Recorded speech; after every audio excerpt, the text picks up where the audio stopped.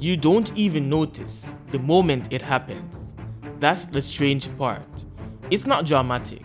There's no big breakdown, no crying in the bathroom, no speech, and the weird thing is, it doesn't feel irresponsible in the moment.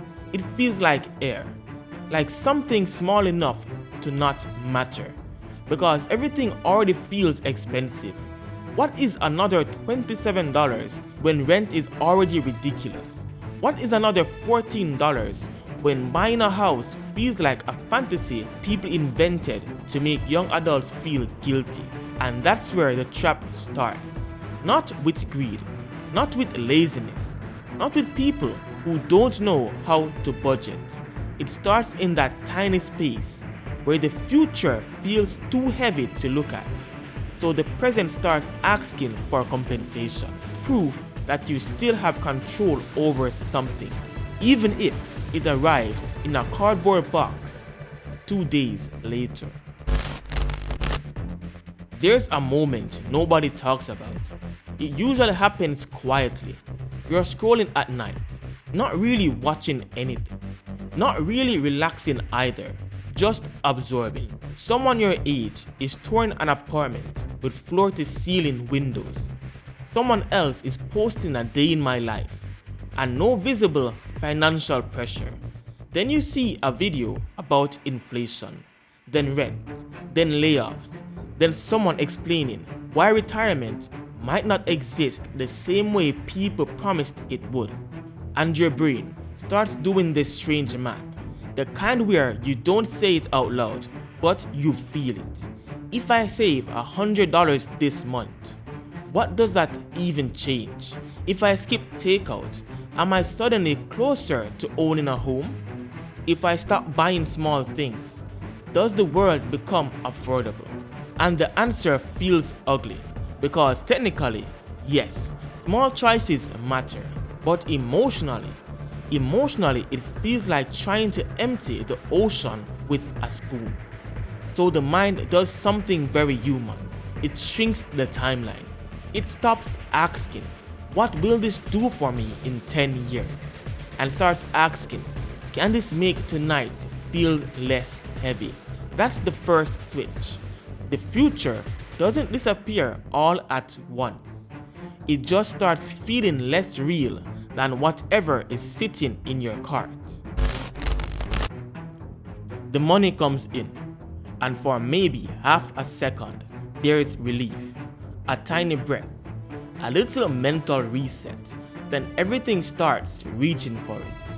Rent, phone bill, car payment, groceries that somehow cost more even though you bought less, subscriptions you forgot you had, that one automatic payment that always hits at the worst possible time, like it waited in the shadows. And by the time you look again, your paycheck doesn't feel like income. It feels like a visitor. It came in, shook your hand, and left immediately. So when someone says you need to stop spending on unnecessary things, it almost sounds like an insult, because the necessary things already took everything. The unnecessary thing might be the only part of the money that felt like yours. That's the part people miss. A $9 coffee is not just a $9 coffee. When someone feels trapped, it becomes the only transaction of the week that wasn't forced. Rent isn't a choice. Insurance isn't a choice. Food barely feels like a choice anymore. But the coffee, the hoodie, the food delivery after a terrible day, that feels like a vote. A tiny little vote that says I still exist outside of bills. And once spending becomes emotional proof that you are not just surviving, it stops behaving like math. Now it's identity. Now it's relief. Now it's control. And control is addictive when everything else feels rented, borrowed, delayed, or out of reach. There is something strange about online shopping. Sometimes buying the thing isn't even the best part.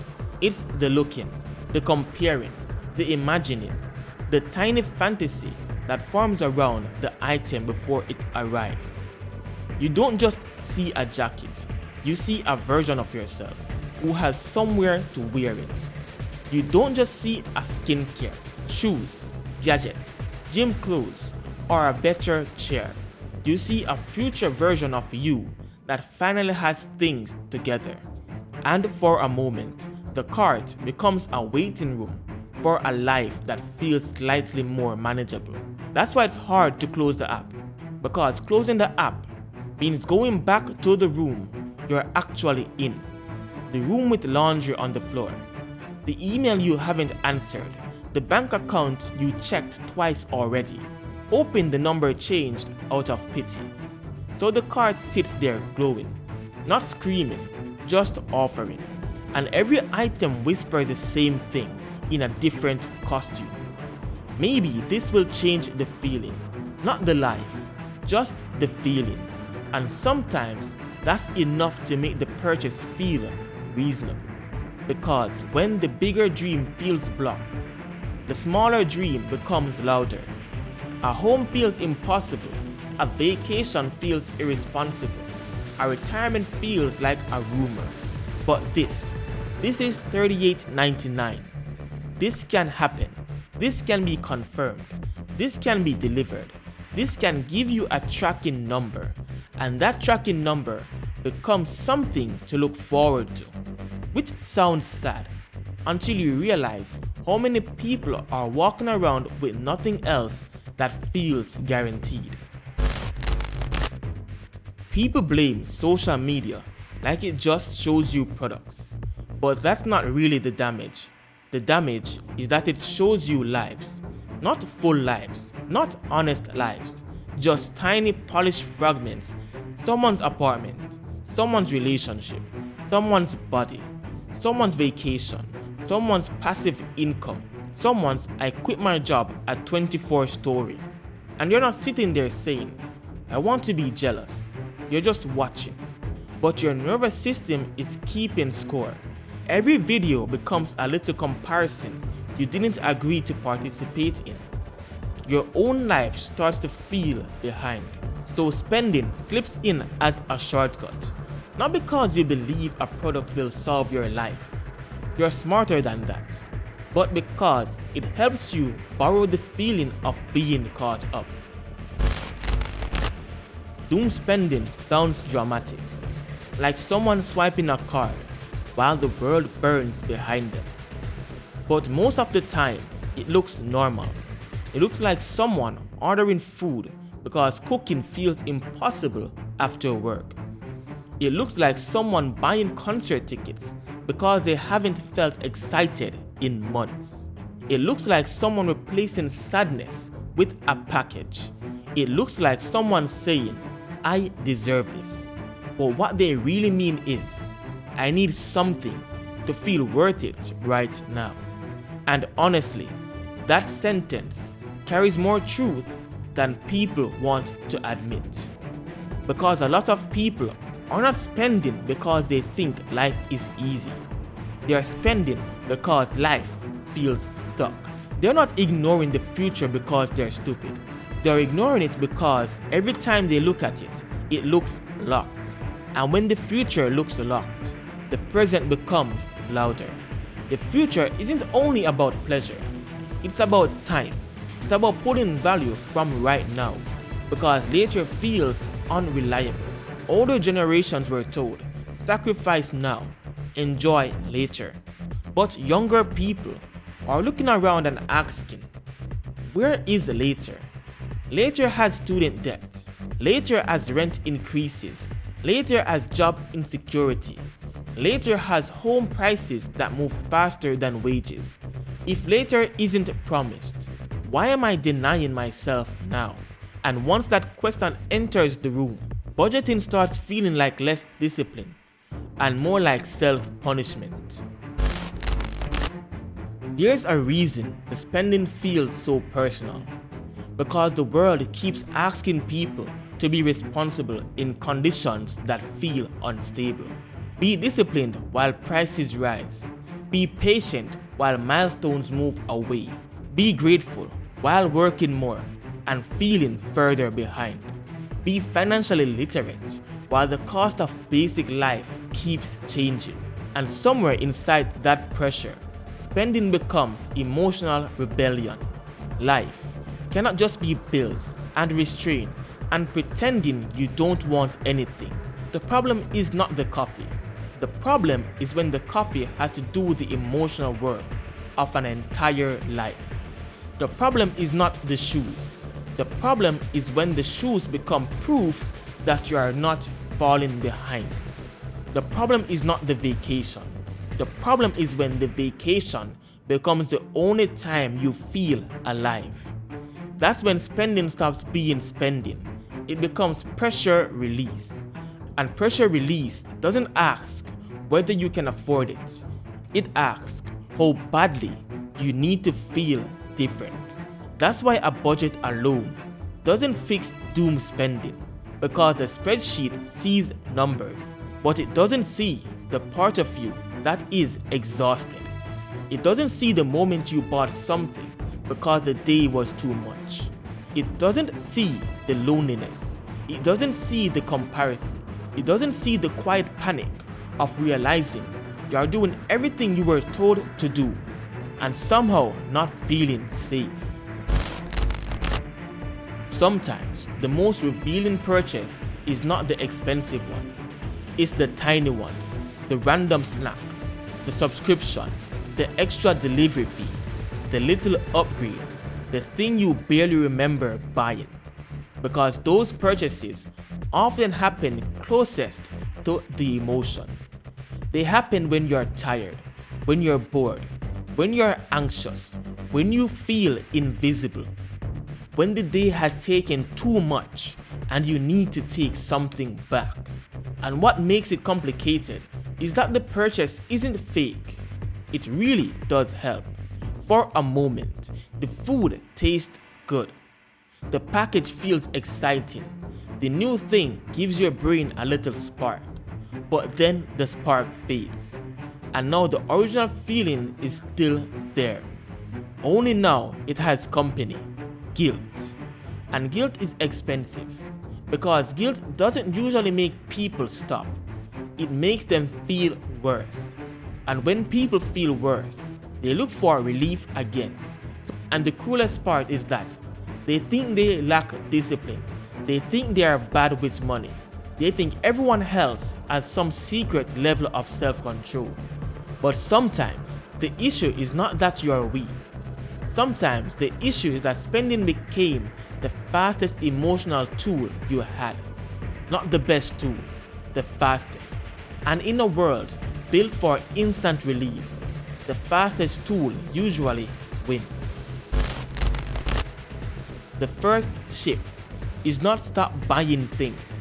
That sounds responsible, but it misses the point. The first shift is noticing what you were actually buying. Because sometimes you weren't buying clothes, you were buying confidence. Sometimes you weren't buying food, you were buying comfort. Sometimes you weren't buying tech, you were buying the feeling of being current.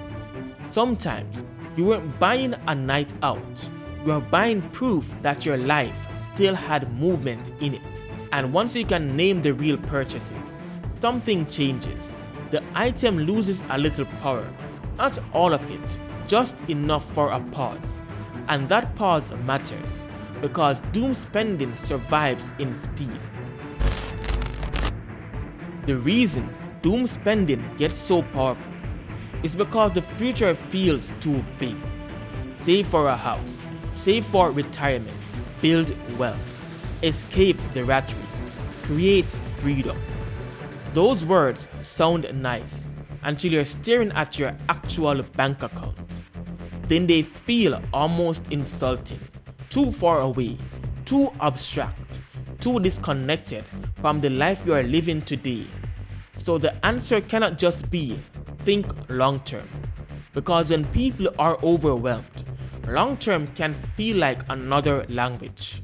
The future has to become small enough to touch, not a dream house. Maybe 1 month of breathing room, not financial freedom. Maybe one bill paid early, not retirement. Maybe the first $100 that stays saved and doesn't get pulled back out. Not a total life transformation. Maybe a tiny corner of your money that proves the future is not completely fake. That's how the spell breaks. Not through shame, through evidence. You need proof that restraint is not just deprivation. Proof that saving is not just money disappearing into a boring account. Proof that every dollar you don't spend is not a punishment. It is a small piece of time you are keeping for yourself. Because that's what money is when you strip away all the noise. It's not just numbers, it's options, it's breathing room, it's the ability to say no. And once saving starts feeling like control instead of denial, spending loses some of its emotional monopoly. The real reason you keep spending when you are stressed is not because you don't understand money. Most people understand enough. They know the purchase won't fix everything. They know the balance will drop. They know the excitement won't last. They know. That's what makes it so frustrating. The spending happens anyway because the purchase is not arguing with your logic. It's talking to your nervous system. It's talking to the part of you that feels tired of waiting, tired of being responsible, tired of watching life getting more expensive while everyone online seems to be upgrading. Tired of hearing that small sacrifices lead to big rewards, while the big rewards keep moving further away. So you buy the thing, not because you believe it will save you, but because for a second, it feels like you saved yourself from feeling nothing. And that's what makes doom spending so easy to judge from the outside and so understandable from the inside. It is not just bad money behavior. It is emotional survival wearing a receipt. But the receipt still comes due. That's the part you can't ignore forever. Because the same purchase that gives you control for a moment can quietly take control from you later. The same thing that makes tonight easier can make next week rough. The shift is not becoming someone who never spends. That's not real. Maybe the shift is becoming someone who can tell the difference between wanting something and needing the purchase to rescue you from your own life. Because once you see that difference, even for a second, the old pattern starts to look different. The cart is still there, the desire is still there, the stress is still there. But now, there's a pause. A little space between the feeling and the checkout button. And in that space, the future becomes real again. And if you found this video insightful, please don't forget to share, like and subscribe for more videos like this one coming your way.